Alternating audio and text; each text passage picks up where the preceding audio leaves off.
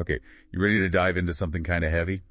We're looking at these stampedes happening at charity events in Nigeria. People are dying, and it's heartbreaking trying to figure out why. It really makes you think, right? These events are supposed to be helping people, but they're turning deadly.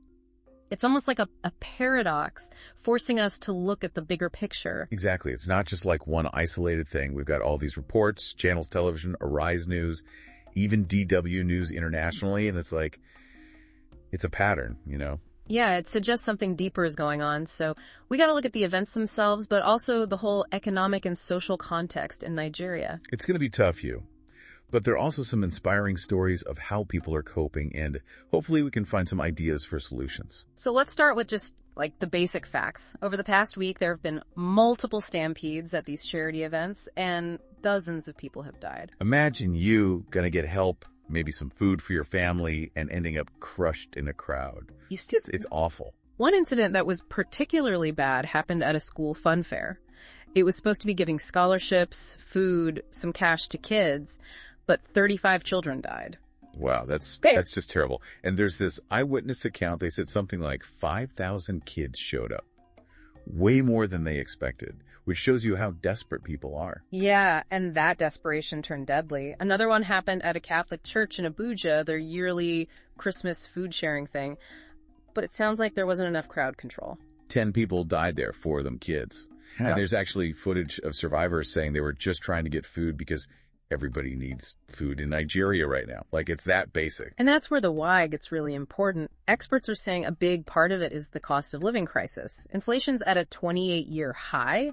Just the basics, like rice, are too expensive for a lot of people. It's crazy. One report said the price of rice has more than doubled in just 18 months. So it's no wonder people are going to these events, even if it's dangerous. It's a bad cycle, The government getting rid of fuel subsidies and raising tariffs has made things worse. When people are just struggling to survive, these events become like super high stakes. There's this interview we have with a professor, and he calls it a palliative-driven economy, which is it's a pretty striking term. Right. It's like instead of fixing the real problems, the system is just relying on these random handouts. And he even says the government is weaponizing hunger, that's a pretty strong statement. What do you make of that? It's definitely provocative, but he's saying that the government is using these events to look good, putting their faces on bags of rice instead of actually dealing with the root causes of poverty. It's cynical, but you can't deny that these stampedes make you wonder. And it's not even new, right? This has been happening for years, especially around holidays or elections. Exactly. And this professor raises another chilling point. He says if they can't control crowds for something as basic as food distribution, what does that say about handling a bigger emergency? Oh, wow. That's scary to think about. It's like the food distribution is a mini version of bigger problems.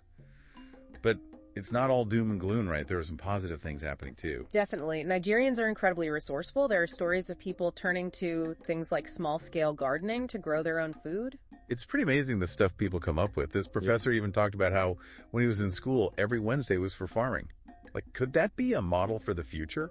Maybe. It shows we need solutions that last, that actually make communities more self-sufficient.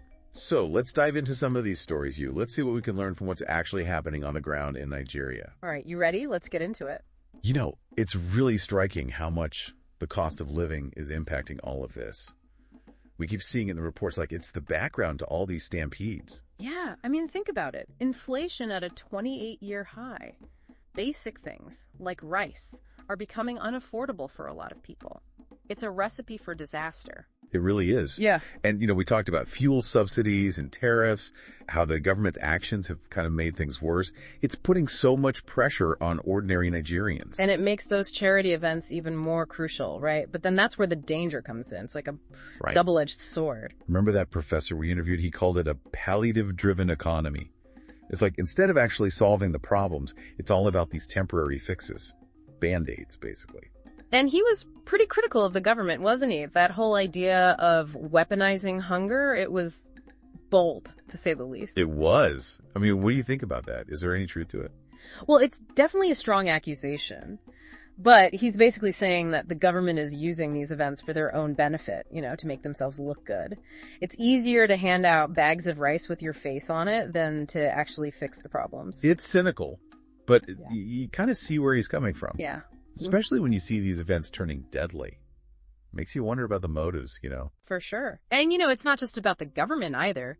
Charitable organizations, individuals, they all play a part in this whole system. Right, it's like a shared responsibility. Yeah.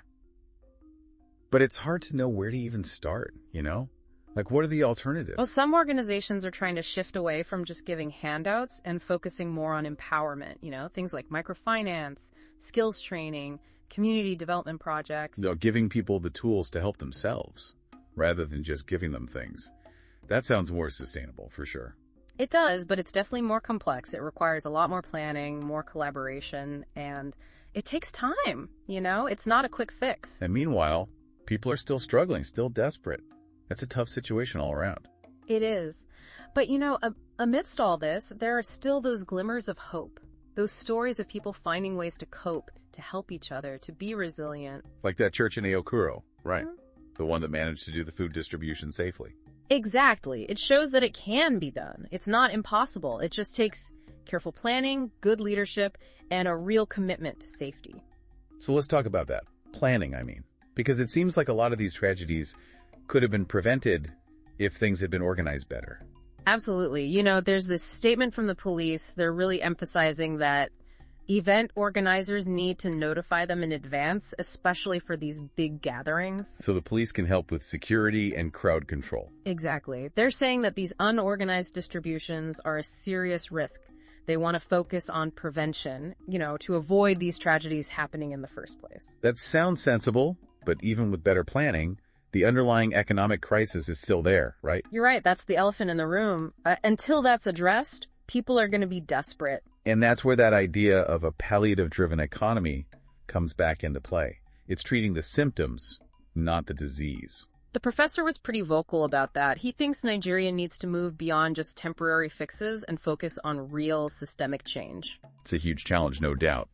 But it feels like we're starting to uncover some potential solutions, right? Like that focus on agriculture we've been talking about. Yeah, that's definitely promising. It aligns with that idea of empowerment, of giving people the tools they need to create their own sustainable future. And it reduces the reliance on those big handout events, which, as we've seen, can be so dangerous. It's like a win-win, right? It seems like it. But let's not get ahead of ourselves. We're just scratching the surface here.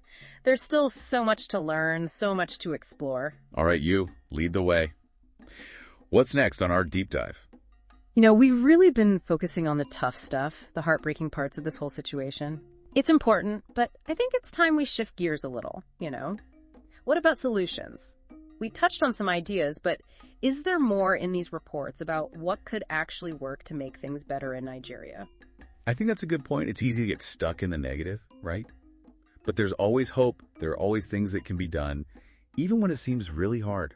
And it's not like nobody's doing anything, right? We've seen those stories about Nigerians taking things into their own hands, like with those small gardens helping each other out. Uh-huh. That's got to count for something. Oh, absolutely. Yeah. And it kind of gets to the heart of what we need. Empowerment. Like, instead of just giving handouts, how do we make communities more self-sufficient? That feels like a big part of any real solution. Yeah, it's about giving people the power to create their own opportunities, not just relying on others. Exactly. And we keep coming back to this idea of agriculture. Remember the professor talking about school days dedicated to farming? I think there's something there. Me too. Imagine if every school had a garden. Kids learning how to grow food from a young age. It could be huge, Yeah. Not just for food, but for community, for taking ownership. It's about that connection to the land, to where food comes from. And yeah, wouldn't that reduce the need for those big food distribution events, the ones that have become so risky? Oh, for sure. Less reliance on those massive gatherings, less chance of things getting out of control. So is there anything in these reports about how to make that happen, like agriculture programs that are already working?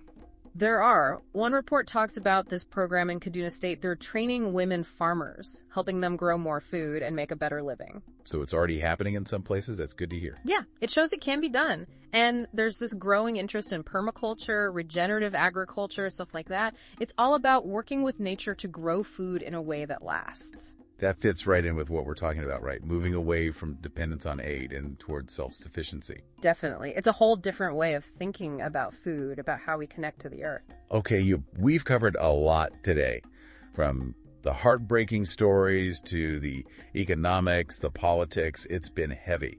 But what are you taking away from all this? What are you thinking about as we wrap up? For me, it's how connected everything is. These stampedes, awful as they are, they're not just random events. They're part of a much bigger problem, a system that's not working for everyone. Poverty, lack of opportunity, all of that. Yeah. And we need to change the system. That much is clear. But there is hope. We see it in the people of Nigeria, their resilience, their ingenuity. And we've seen some potential solutions, like that agriculture thing, that could make a real difference. It's been a tough deep dive, but I'm coming away feeling hopeful too. It reminds you that even when things are bad, there are people working to make them better. And one thing that really hit me is the power of knowledge. The more we understand about these issues, the better we can be part of the solution. Absolutely. And that's what this is all about, right? The deep dive, it's about giving you the information you need to make sense of the world, to get involved, to make a difference. Exactly. So keep learning, keep asking questions, and don't be afraid to use what you know to make the world a better place. Well said, Yo. Thanks for joining us on this deep dive. Until next time, keep diving deep into the things that matter.